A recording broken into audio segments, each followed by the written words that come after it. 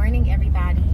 We're headed to grab some groceries, but we decided to hop on here and talk about a topic that I see discussed pretty often, which is how much time do you need to know if somebody is the one? So I'll let you start, Zach. For me, I feel like I see a lot of guys that feel like you need a bunch of time, years, 5-10 years that you need to date someone so you can kind of see them through, I guess, different phases of life. And I'll be honest, I won't say I felt like I need to see somebody through different phases. I felt like for me, coming up, I felt like I needed to be at a certain place in life as far as being able to provide and deal with a family. And I guess for me, I'm still trying to get there, if I'm being honest. Like, I still haven't hit that point from my youth of where I thought I needed to be at for a family. However, the realization that I've had is that you don't need all these different things that you think you need to be a good husband, a good partner, a good parent or provider. It doesn't really, I guess I was more so focused on finances and status and career, and those things do matter. They are factors and they are important, but I don't think they hold as much weight as we try to put on them as men. It's more so about, to me at least, what I've learned now about your morals, your values, how you carry yourself, how you show up in a partnership. So I think there's a big stigma about how much time and tenure you need in a relationship, and I feel like people put that time and tenure in dating only to be married a year or a few years and then ultimately get divorced. And to me, it reads that it's not really the tenure that you need to worry about in terms of when you're dating or trying to select a partner to go into marriage with. I don't know, what do you think? I agree with you. To answer the question, I would say it's more about the quality of time versus the amount of time. Like he said, people be with people 15, 20 years sometimes, and they never get married. And when they do get married, marriages fail. So is it the amount of time that you need, or is it the quality of time that you need to focus on? And when I say quality of time, to me, that means thinking about why you don't feel comfortable to get married. What's holding me back? What are the concerns that I have about my marriage not being fruitful, and spending my time addressing those concerns? So like he said, when we were dating and when we had our first child, I got a lot of pressure from my family, like, hey, what's up? Y'all got a kid, y'all living together, like, what's next for y'all? Whereas he was like, oh, I'm not ready, or I need more time, which I understood his thought process of, I'm not in a position to be a husband, but we were already playing house and already raising a child. And in regards to the quality of time, he wasn't actively doing anything to be in a position to provide for a family. So it's not like I'm not ready to get married because I'm trying to build this whatever up, or I'm trying to finish this degree. He wasn't, like I said, actively pursuing anything that was going to change our financial predicament to where I felt like it made sense to wait. So I also feel like when you're dating without intention, you can find yourself in a relationship with somebody who you haven't really vetted properly. They're cool enough to sleep with, they're cool enough to date, they're cool enough even to have a kid with, to move in with, but you don't see a long-term relationship with them because you were never really looking.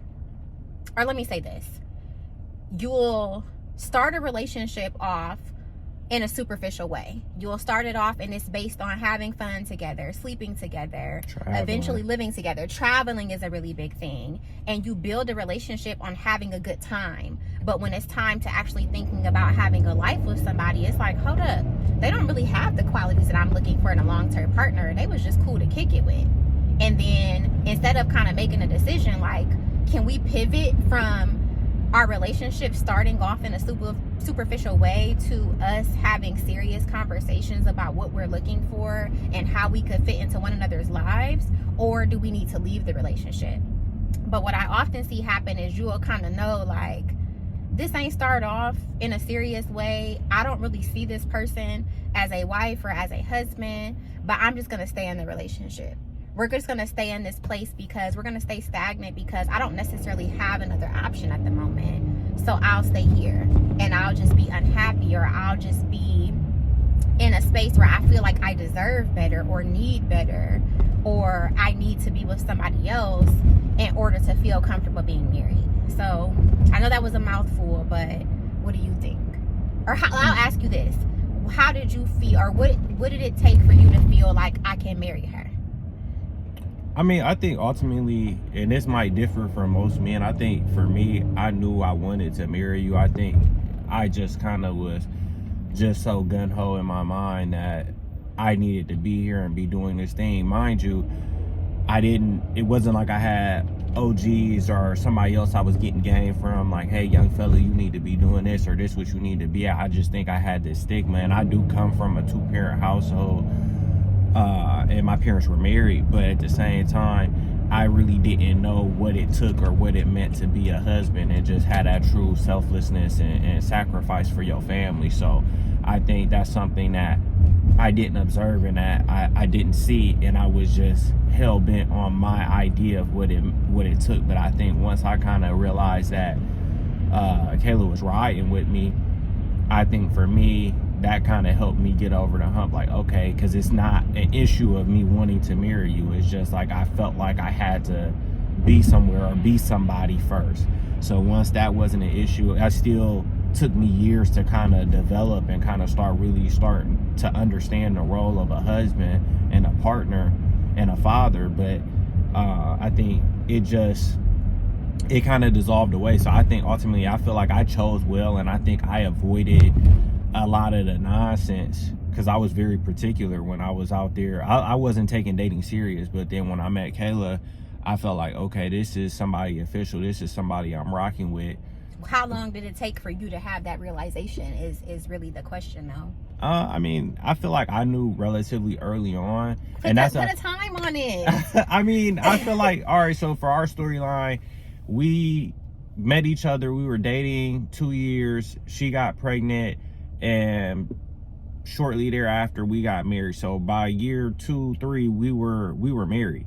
So I would say, you know, within that time frame, when did you know? Even if that's not when even if we didn't get married until year 3, when did you feel like I can see myself with her? I mean, I feel like for me, I'm different though. I feel like Why can't you answer the question? I'm answering the question. I'm just saying, like, I feel like I was locked in kind of from jump, for real. Like I said, I had never. You gotta elaborate on that. Locked in from jump. What does that mean? I mean, I felt like for me, once I learned more about who you were as a woman and your character and different things like that, I felt like you had the makings of a wife. I felt like you had the makings of a good woman. So for me, I just hadn't had a plethora of relationship experience at that point. So I think for me, I knew ultimately, and then especially like once you got pregnant and stuff like that, that was something big for me. Like, I come from, like I said, a 2-parent household.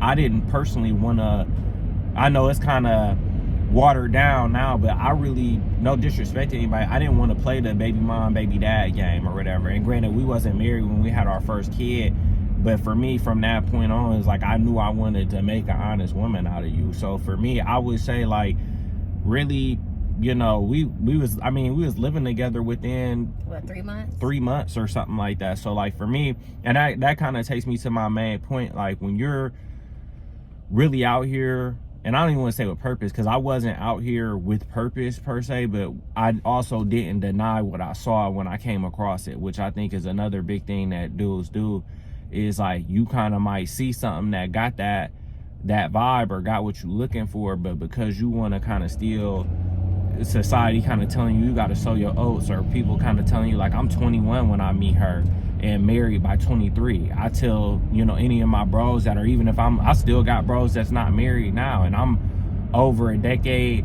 marriage and, you know, over 13 years in a relationship, you know, consistently. So it's like, it's guys, and I don't want to say they playing around, but I mean, in essence, guys haven't taken that next step in life at this point.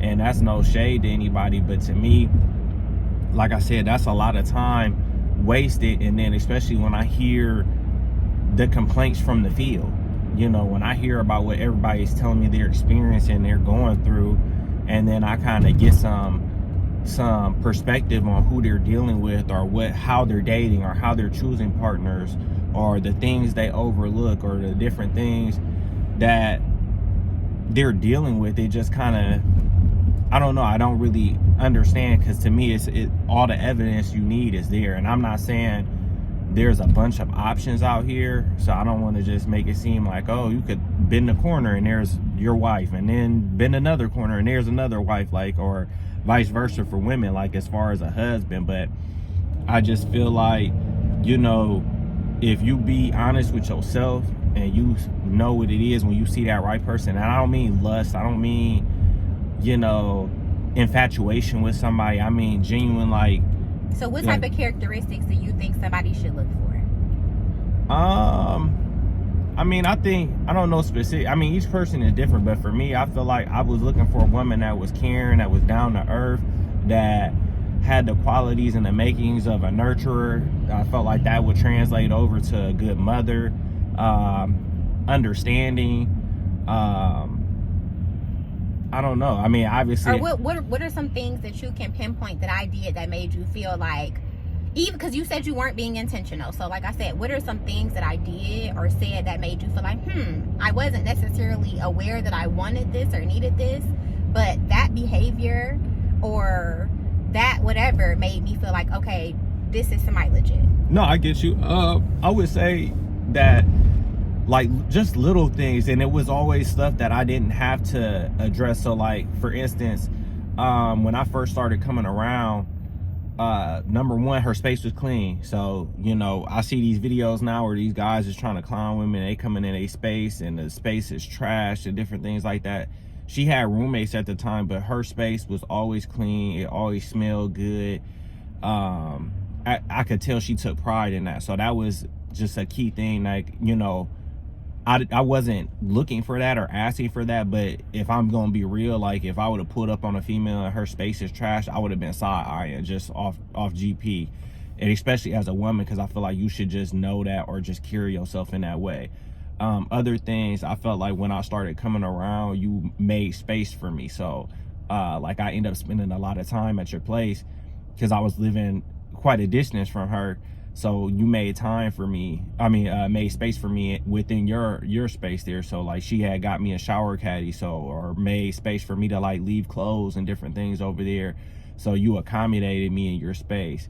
Another thing, once we kind of locked in as far as being in a relationship, I didn't have to, it wasn't pulling teeth as far as like, we were young, we were on the scene, so it wasn't pulling teeth trying to get you to kind of fall back from that, or to have conversations with your friends and kind of letting them know, setting a tone like, hey, you know, I know we used to doing this, I know we used to turning up, I know we used to kicking it at these hours or whatever. It just kind of seemed like you just kind of naturally pulled back on your own and kind of sold into what we had going on. So that let me know that you were making me a priority, and vice versa. I kind of fell off the scene, you know, immediately after that as well. I was kind of content, like, all right, there's no point in trying to club Wednesday through Sunday, or, you know, I'm not trying to be, you know, with a bunch of hard legs all the time and everything like that, you know, consistently or whatever. So I was able to just kind of fall back. But I mean, it was just like little stuff like that that kind of, I feel like,